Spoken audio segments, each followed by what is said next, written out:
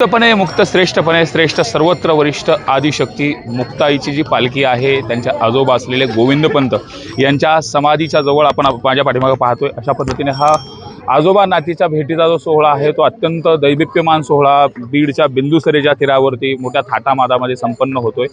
विशेषतः संत ज्ञानेश्वर महाराजांचे आजोबा गोविंदपंत यांची ही सुंदर अशी समाधी आहे आणि या समाधीवरती आता इथं आल्यानंतर जी आदिशक्ती मुक्ताईची पालखी आहे ती 2 दिवस बीडमध्ये मुक्कामी होती। आता पंढरीच्या दिशेने वाटचाल करत असताना अगोदर गोविंदपंतांची या ठिकाणी भेट होते, आजोबा नातीची भेट, आणि त्यानंतर ही जी पालखी आहे आता पंढरीच्या दिशेने वाटचाल करते। आपण समोर पाहतोय अशा पद्धतीने सगळे जे वारकरी आहेत संस्थान मुक्ताई संस्थान असेल त्याचबरोबर गोविंदपंत संस्थान यांच्या वतीनं या ठिकाणी आरती देखील केली जाते। विशेषतः मुक्ताईला या ठिकाणी साडी चोळीचा जो काही आहेर आहे तो देखील या ठिकाणी भेट दिल्याचं देखील आपल्याला पाहायला मिळतं। हा देदीप्यमान सोहळा या बिंदुसरेच्या तीरावरती या ठिकाणी संपन्न होताना आपल्याला पाहायला मिळतोय। प्रत्येक भाविक या सोहळ्यामध्ये तल्लीन झालेला आहे। विशेषतः याचं एक वेगळं महत्त्व आहे। गोविंदपंत हे या ठिकाणी सुभेदार म्हणून 12व्या शतकाच्या अगोदर होते आणि त्यानंतर मुक्ताबाई असतील आणि ही चारी भावंडाचे हे आजोबा आहेत।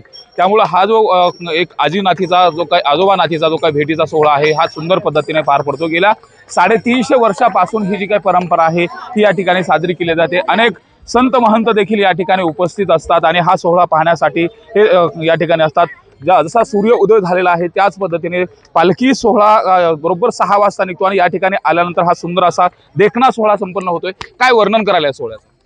अनुपम्य सुख सोहळा, जगाच्या पाठोर असा सोहळा नाही। वारकरी संप्रदायाच्या दृष्टीनं आमच्या बीडचा भाग्योदय असा आहे की गोविंदपंतांची समाधी या बिंदुसरीच्या तीरावरती आहे आणि आज मुक्ताई भेटीसाठी येतात, म्हणजे लेकीचं माहेरात स्वागत व्हावं तसा सोहळा। काय काय नेमकं यात आज हे केलं जातं? आता साडी चोळी देखील दिली जाते आणि 2 ज्या मुक्ताईच्या पादुका आहेत त्या गोविंदपंतांच्या समाधीजवळ येतात। असे माहेरात लेक आली की माहेरवासियांना आनंद वाटतो। तसं बीड हे संतांचं माहेर आहे।